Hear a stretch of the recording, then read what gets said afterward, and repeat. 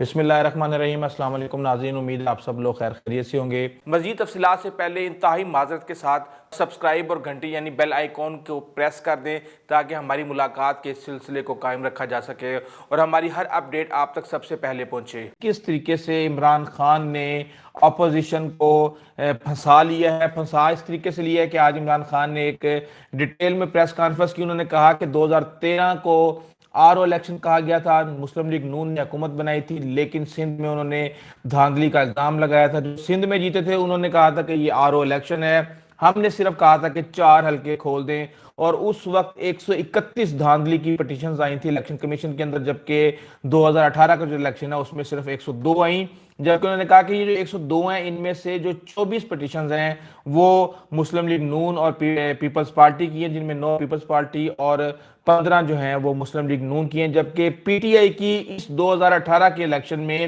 23 petition ہے جس میں انہوں نے کہا ہے کہ دھاندلی ہوئی ہے، جبکہ 3000 کم سے جو سیٹیں تھی جہاں پہ امیدوار ہارے تھے یا جیتے تھے، ان میں انہوں نے کہا کہ جی مسلم لیگ نون صرف 9 نشستیں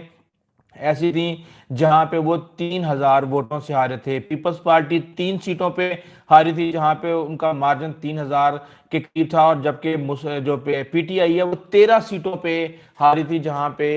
3000 کے قریب مارجن تھا۔ تو اس حوالے سے انہوں نے یہ کہا ہے کہ ہم 2018 کے اندر 2013 کے اندر یہ ان لوگوں کی حکومت تھی، ایک حکومت میں تھا دوسرا اپوزیشن میں تھا، انہوں نے انٹرم گورنمنٹ اپنی مرضی سے بنائی، انہوں نے پولنگ سٹاف اپنی مرضی سے لگایا، انہوں نے الیکشن کمشنر اپنی مرضی سے لگایا، اور پنجاب اور سندھ کے سٹاف کو استعمال کیا گیا۔ ہم کہاں تھے، ہم نے کہاں سے دھاندلی کر لی؟ اور اس حوالے سے انہوں نے کہا کہ ہم انتخابی اصلاحات پر کام کر رہے ہیں، اگلا الیکشن جو بھی ہارے ہم یہ چاہتے ہیں کہ وہ تسلیم کرے کہ ہم نے یہ الیکشن ہار لیا ہے، اور انہوں نے کہا کہ جتنے بھی اوورسیز پاکستانی ہیں ان کے لیے بھی ہم سسٹم بنا رہے ہیں، اور پاکستان میں الیکٹرانک ووٹنگ کا سسٹم بھی متعارف کروانے جا رہے ہیں۔ ایک اور انہوں نے بڑی اہم بات کی، یہ جو میاں نواز شریف روزانہ روتے ہیں کہ جناب یہ ہمارے بندے توڑ کے لے گئے، انہوں نے کہا سینٹ کے الیکشن کی جو سیٹیں ہیں وہ کروڑوں روپے کی بکتی ہیں، اور ہم یہ چاہتے ہیں کہ یہاں پہ شو آف ہینڈ ہو، اور اس کے بعد سینیٹر جو ہیں وہ الیکٹ کیے جائیں۔ اور جو لوگ یہ کہتے ہیں کہ دھاندلی ہوتی ہے اور دھاندلی ہے اور کوئی بھی پاکستان کی تاریخ میں الیکشن صاف اور شفاف نہیں ہوا، ان کو چاہیے کہ وہ آئیں، ان جو الیکشن کی جو ترامیم ہیں جو صاف اور شفاف الیکشن کروانے کے حوالے سے ہم کر رہے ہیں، اس میں آ کے ان ترامیم کو 2/3 میجورٹی دیں اور آ کے پاس کروائیں۔ لیکن میں آپ کو بتا رہا ہوں کہ ایسا نہیں ہوگا، کیونکہ پرویز خٹک کی سربراہی میں آپ کو یاد ہوگا جب عمران خان پہلی دفعہ گئے تھے تو دھاندلی اور سلیکٹ وزیر اعظم اور اس طرح کی بہت باتیں کی گئی تھیں، تو اس وقت انہوں نے پرویز خٹک کی سربراہی میں ایک کمیٹی بنائی تھی، اس کمیٹی کے اندر ایک آدھ دفعہ کوئی پیش ہوا، اس کے بعد جب پرویز خٹک نے کہا کہ جی لائیں جی کہاں پر ثبوت ہیں، ہمیں آپ ثبوت دیں، ہم اس کے اوپر کام شروع کرتے ہیں، تو کسی نے ثبوت نہیں دیا، سارے کے سارے بھاگ گئے، اور اس کے بعد صرف اور صرف باتیں کی جا رہی ہیں کہ جناب دھاندلی ہو رہی ہے، کیونکہ ظاہر سی بات ہے عوام کو یہ باور کروانا ہے کہ دھاندلی ہوئی ہے، ادروائز اگر انہوں نے کورٹس میں یہ چیز ثابت کروانی ہوتی تو وہ کبھی کے کروا چکے تھے۔ جس طریقے سے عمران خان نے 4 سیٹوں کے اوپر ایک اپنا مسلسل ایک بیانیہ بلڈ کیا، اس کے بعد ان 4 سیٹوں کو عدالتوں نے بھی فارغ کیا، اور اس کے بعد آپ کو یاد ہوگا کہ چاہے وہ ایاز صادق کا حلقہ تھا، چاہے وہ خواجہ سعد رفیق کا حلقہ تھا، چاہے وہ سیالکوٹ کا حلقہ تھا، ان سب حلقوں کے اندر دوبارہ الیکشن ہوئے تھے۔ اب بات کرتے ہیں چارٹر آف ڈیموکریسی کی، اور مولانا فضل الرحمان بہت زیادہ ناراض ہیں، اور انہوں نے کہا ہے کہ جی میں صدر ہوں اور مجھے کوئی پوچھ نہیں رہا، اور ادھر جو ہے مریم اپنا بیان داغ دیتی ہے، بلاول اپنا بیان داغ دیتا ہے، تو میں کس کھیت کی مولی ہوں، میں نے کیا کرنا ہے؟ اور اس سلسلے میں انہوں نے آصف علی زرداری اور نواز شریف کو اعتماد میں لیا، جس کے بعد خبریں یہ آئی ہیں کہ میاں نواز شریف نے مریم کو فون کر کے فوری طور پہ مولانا سے ملنے کے بارے میں کہا ہے، اور کہا ہی جاتا ہے کہ اس حوالے سے مریم اسلام آباد بھی پہنچی ہیں۔ ایک جو نیا پہلے تو آپ نے دیکھا تھا چارٹر آف ڈیموکریسی آتے تھے، اب چارٹر آف پاکستان آئے گا، اور چارٹر آف پاکستان کے اندر کے جو اہم نکات ہیں وہ میں آپ کو بتا دیتا ہوں۔ اس کے اندر وہ پلاننگ یہ کر رہے ہیں کہ جو آئین کی اسلامی وفاقی اور پارلیمانی جو آئین کی جو شکیں ہیں ان کی بالادستی قائم کی جائے، پارلیمنٹ کی بالادستی قائم کی جائے، اور الیکشنز کے اندر جو اسٹیبلشمنٹ کا کردار ہے اس کو روکا جائے اور آزاد عدلیہ کا قیام کیا جائے، آزاد میڈیا کا قیام کیا جائے، منصفانہ انتخابات کے لیے کا جو قیام ہے اس کو یقینی بنایا جائے، اور جو 18th امینڈمنٹ ہے اس کو جو ہے نا اس کا تحفظ کیا جائے، صوبوں کو جو اختیارات دیے گئے تھے وہ اسی طریقے سے جاری رہیں۔ لوکل گورنمنٹ کو انہوں نے کہا جی اس کا کوئی نہ کوئی میکنزم بننا چاہیے، اور لوکل گورنمنٹ کے حوالے سے آپ کو پتا ہے کہ جب جب ان کی حکومتیں رہی ہیں انہوں نے لوکل گورنمنٹ کا کیا اثر کیا ہے، کسی کو بجٹ نہیں دیے گئے، کئی سال الیکشن نہیں ہوئے، اور میرے خیال سے موجودہ حکومت بھی تقریباً یہی رویہ اپنایا ہوا ہے کہ انہوں نے تمام لوکل گورنمنٹس کو ختم کر دیا تھا، اور اب اس کے بعد اب تک الیکشن نہیں ہوئے۔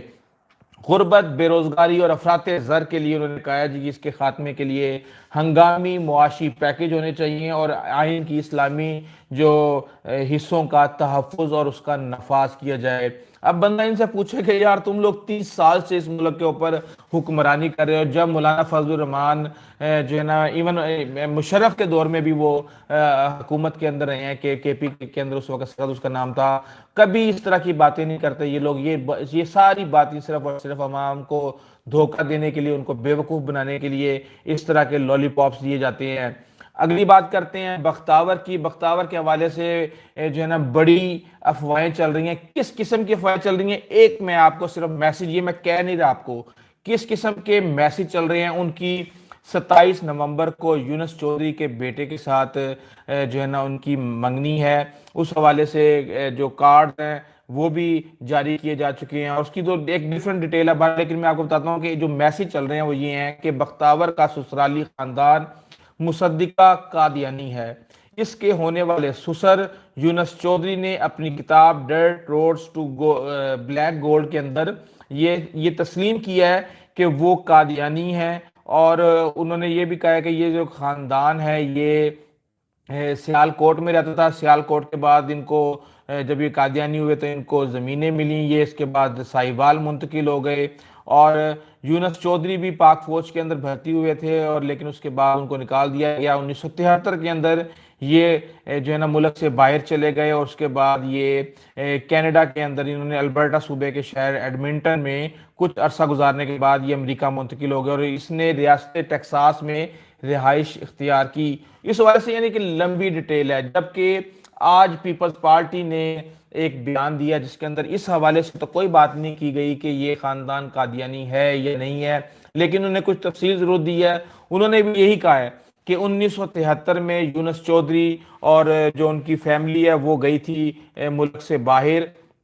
سریا چودھری کے یہ صاحبزادے ہیں، 5ویں یہ بیٹے ہیں، اور انہوں نے جا کے مڈل ایسٹ یعنی دبئی کے اندر، ابوظہبی کے اندر انہوں نے کاروبار شروع کیا ٹرانسپورٹ کا اور کنسٹرکشن کا، اور اس کے بعد ابھی تک وہ وہیں پہ قیام پذیر ہیں۔ اس حوالے سے میں انشاءاللہ ریسرچ کر رہا ہوں، اگر مجھے کوئی نہ کوئی اچھی چیز ملتی ہے تو بہت جلد میں آپ کو ڈیٹیل میں اس حوالے سے ایک پروگرام دوں گا کہ یہ اس کی حقیقت کیا ہے، یہ یونس چودھری کون سے ہیں، یہ انگلینڈ والے ہیں، امریکہ والے ہیں، یا یہ ابوظہبی والے ہیں، اور ان کی کیا حقیقت ہے۔ اینٹی کرپشن نے اب کام شروع کر دیا نیب کے بعد، اور انہوں نے 37 جو سیاستدان ہیں ان کے خلاف کارروائی کا فیصلہ کیا، جن میں جو رانا ثناء اللہ،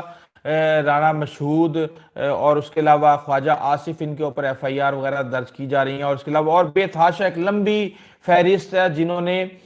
جن کے اوپر زمین کے قبضے کے حوالے سے جن کے اوپر کیسز ہیں کہ انہوں نے سرکاری زمینوں کے اوپر قبضے کیے ہوئے ہیں اور اس طرح کے کام کیے ہوئے ہیں۔ ان میں سے کہا یہ جا رہا ہے کہ جی دوبارہ پولیٹیکل وکٹمائزیشن کی طرف لے کے جایا جا رہا ہے، اور اس طریقے سے میں آپ کو ایک بات بتاتا ہوں کہ 2017 کے اندر میں اس وقت سما ٹی وی کے اندر ایگزیکٹو پروڈیوسر تھا، تو اس وقت میں نے خواجہ آصف کا کیس کھرا سچ پروگرام کے اندر کیا تھا، اور میری ساری ڈیٹیل میں نے اپنے ہاتھوں سے دیکھی تھی، جن جن لوگوں کی زمینوں پہ سیالکوٹ میں انہوں نے قبضے کیے تھے وہ سارے ثبوت میرے پاس موجود تھے، اور ابھی بھی میرے پاس لیپ ٹاپ میں گھر میں موجود ہوں گے، وہ انشاءاللہ اگر ضرورت پڑے گی تو میں آپ کو دکھاؤں گا۔ وہاں پہ جو میئر تھے انہوں نے سیالکوٹ کا میئر اپنی مرضی کا لگوایا، اس سیالکوٹ کا میئر کے ساتھ انہوں نے اپنی پارٹنرشپ کی، اور پھر اس کو جو قانونی تحفظ ہے اور جو بھی ایک پاور آپ کو چاہیے ہوتی ہے اس طرح کے کاموں کے لیے وہ ان کو فراہم کی گئی، انہوں نے قبضے کیے اور وہاں پہ ان کو ایک شیلٹر فراہم کیا۔ خواجہ آصف نے، ان کی بیوی بھی اس کے اندر انوالو تھی، اور اس حوالے سے ان کی ایک مخصوص پرسنٹیج اس کے اندر موجود تھی۔ تو بیسیکلی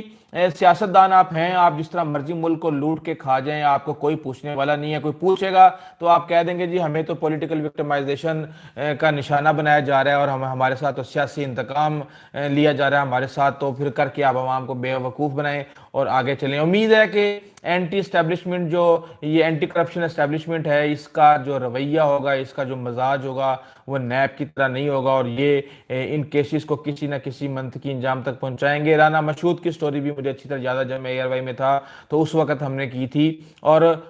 چیکس دکھائے تھے، فوٹیجز دکھائی تھی کہ کس طریقے سے یہ فیوچر کنسرن والے سے چیکس لے رہے تھے، 10-10 لاکھ کے، 20-20 لاکھ کے۔ وہ سب کچھ دکھانے کے باوجود کچھ نہیں ہوا، اسی طریقے سے یہ شہباز شریف کے ساتھ کام کرتے رہے، اور پھر بعد میں ہمیں پتا چلا کہ یہ تو جناب فرنٹ مین ہے،